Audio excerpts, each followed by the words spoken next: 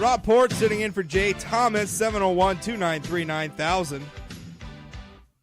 888-970-9329, or you can tweet at me at Rob Port.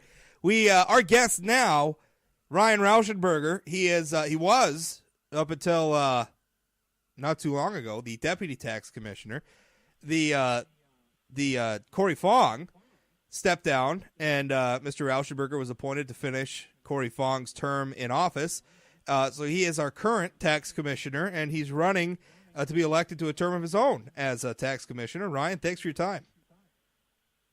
Well, thanks for having me on the show, Rob. Really appreciate it. Well, your campaign is, not very old now. How's it going so far? Well, it's going really well. We just got done with 2 days of going around from kicking things off in Fargo, had a great turnout, went to Bismarck as well on Wednesday, and then hit up Minot and Grand Forks yesterday and had a fantastic showing, great support across the state.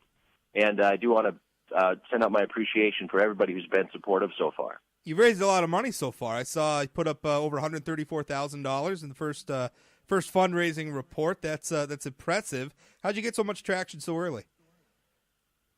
Well, I've been with the tax department for 4.5 years. My friends and family have been very supportive of the campaign. It has been a great showing. As you mentioned, we raised $134,000 in the last 47 days of the year after the governor announced that he would be appointing me to fill out the remaining term of tax commissioner. And again, it just shows that I think we're going to have a strong campaign, both financially and supportive. And that's the plan for this year. This week has been really the kickoff, and it's been going great. Great support all over the state. What do you see as the biggest issue in this campaign? And this always interests me because an office like tax commissioner, you're not really in a position to set a lot of policy. You're essentially an elected administrator. So when you're campaigning for an office like tax commissioner, what do you tell voters you're going to do?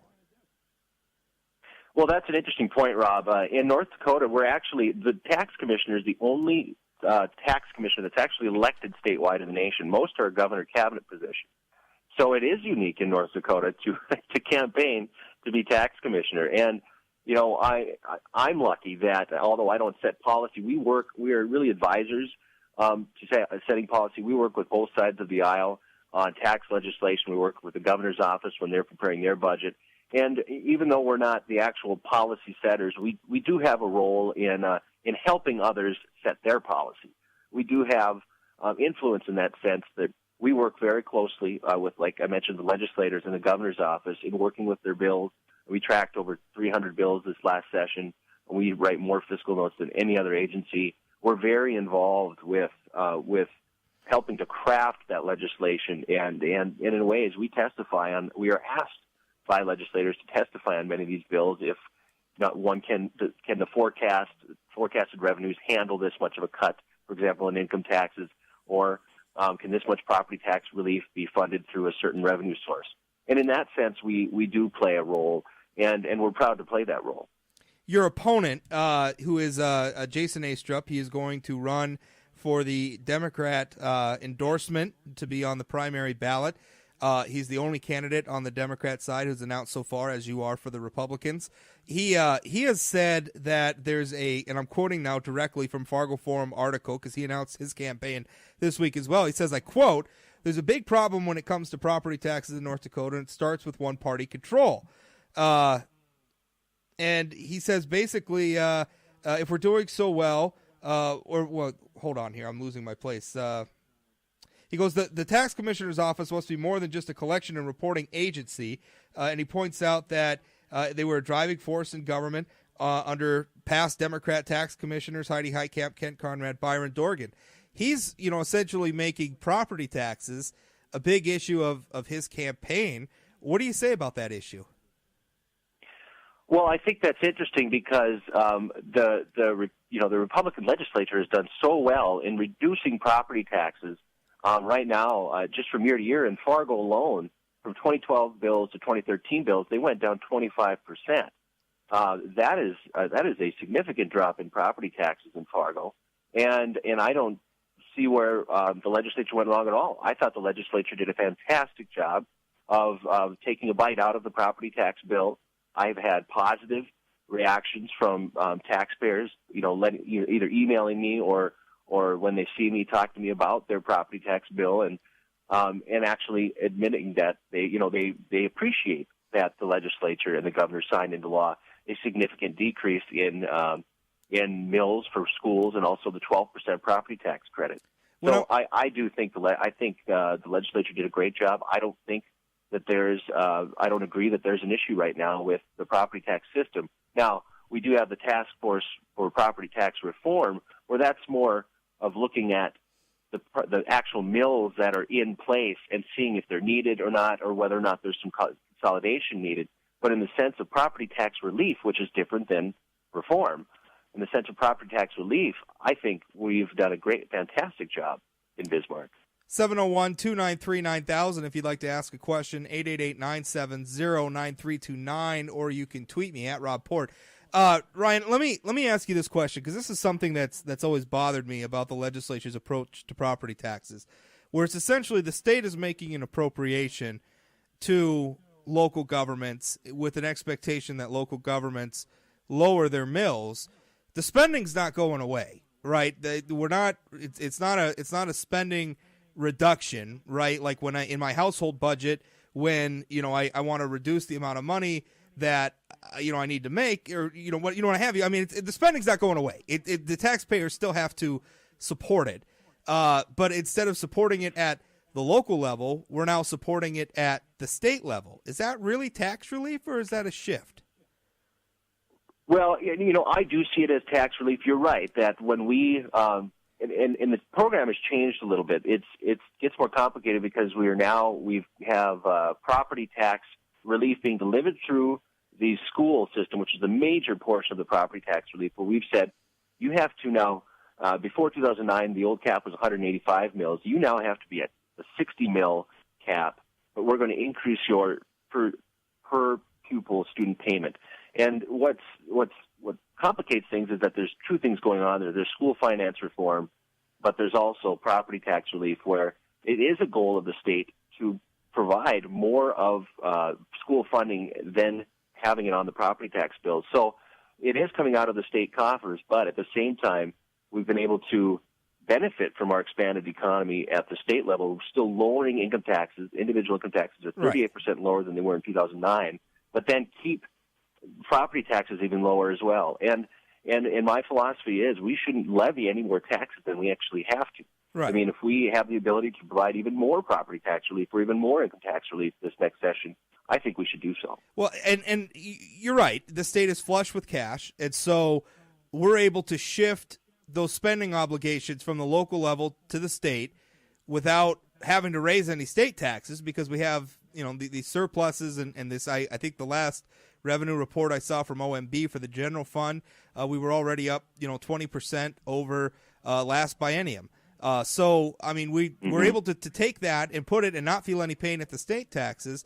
But I mean, these revenues that we're getting in the state, they're not the new normal. I mean, at some point they're going to plateau, and is there going to come a point at which taxpayers are going to feel the burden of those property taxes shifted to the state level?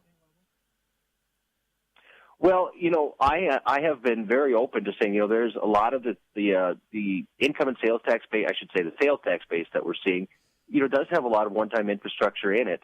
And there is a point where we are starting to see some plateauing, but to the sense of more sustainable growth rates as opposed to the 30 and the 40% huge amounts that we saw, like in 2011 and 2012, we're starting to see more of the single-digit increases in like our sales tax base, which are more sustainable. But our base has grown so much, and if we can just keep a steady growth pace on top of that, I do think that we're going to continue to see a good collection status at the state level without having to raise any new taxes and possibly still be able to lower state taxes even more. I have heard, and people I've spoken to have said that that your opponents or that this is going to become an issue in the campaign. And I'm bringing this up not because I personally feel it's an issue, because I don't. I think that every person stands for their own, history of accomplishments or failures or what have you. But there are people out there who say that there is an element of nepotism in you getting this job. Your father is works for Governor Dalrymple. What would you say to people who say that that's a concern, that you got this position because of your family name and maybe not your accomplishments? Well, I don't think that's the case.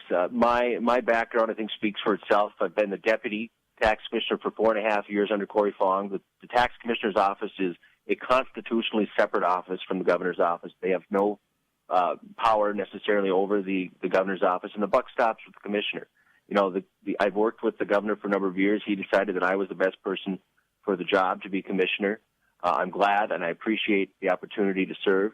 And I have my accounting degree, MBA. Before I was at the state tax department as deputy commissioner, I think my education and my experience speaks for itself. I'm a numbers guy. I always have been, and I think that's why I wanted to be the deputy commissioner, and why I think I make the best commissioner in these days.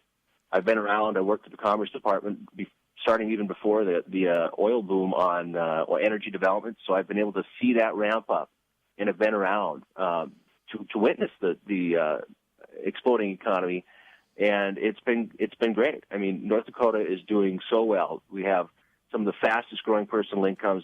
We've been voted one of the best run states in the nation, and I don't think there's any reason to change gears right now. I think we're on the right path.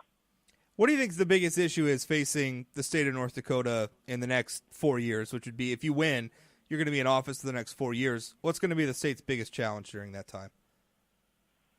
Well, just like we've been talking about today, I don't think the discussion of property taxes is done. Absolutely not. I think we're going to continue to look at property taxes. I welcome that discussion. Like I've been very open, property taxes are a sensitive issue in North Dakota. I think we're going to continue to have that dialogue, and I've been very open about that in my campaign announcements this last week. I mentioned it in every city I was in, that I will, in a couple different ways, work to inform taxpayers just how much the state is providing in tax relief on their property tax bills, but then, two, promise to continue to working with the interim committee that's currently meeting about once a month now leading up to the next session, and the governor's office when they have to propose their budget for the next session, which is coming up more quickly than we realize. That'll be starting really later this calendar year, because we have a session coming up in 2015 again. So I do think property taxes are going to be a big issue. I think we've done a great job, but there's still a lot of discussion about the property tax system in North Dakota. Do you think, and this is something, and this, I guess this is another concern of mine, and I remember it was something when I heard the governor deliver his budget address to the legislature before the last session in 2013.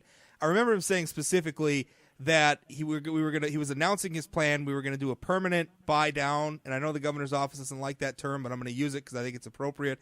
A permanent buy down of local property taxes, and in order to, but he said at the end of that local districts would always be able to raise their property taxes again if they feel like it. What I'm worried at is, because we started this interview talking about 20-30% property tax reductions that some people are feeling.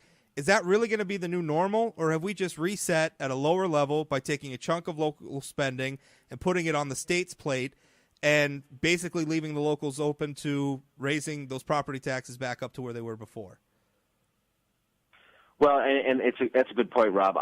There's a couple things there. One is, the state is more involved in property taxes than the state has ever been in providing significant tax relief.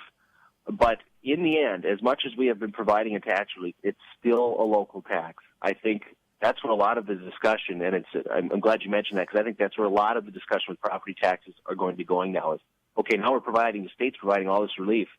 Okay, local political subdivisions, what are you going to do for your part to keep down your end of the property tax bill?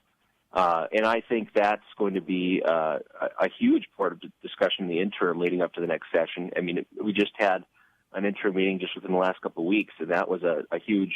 There were a lot of questions about that. I mean, there were issues that were brought up about budget caps. There were issues that were brought up about valuation caps. I mean, all these types of things are out there and are questions. Some bills were presented last session that proposed like a 3% annual budget cap, where the budget just could not grow more than 3%. It did end up failing, but I would not be surprised if we see bills like that again, to at least, at the very least, raise awareness on increases in local budgets. And that being said, there is a requirement now that if a county or a school district, for example, or a city increases their budget over what we call a zero-based budget, there are some notification requirements if they raise their values and they're raising their budget. And that did get some attention this last year. Todd, West Fargo. People ended up showing up to the local budget hearings. And break soon. That said, by the way, we're increasing our budget. And I think that transparency in taxation is going to start opening the eyes and saying, okay, these are elected officials at the local political subdivision level, and they are accountable just as legislators are accountable. We have to go to a break, but we have a caller who I think wanted to ask a question. Ryan, can you hold through the break? You bet. All right, Ryan Rauschenberger. He is he's currently our tax commissioner. He's a Republican candidate for tax commissioner. Todd, we'll get to your call right after the break. 701-293-9000, 888-970-9329. We'll be right back. Don't go away. It's ice-covered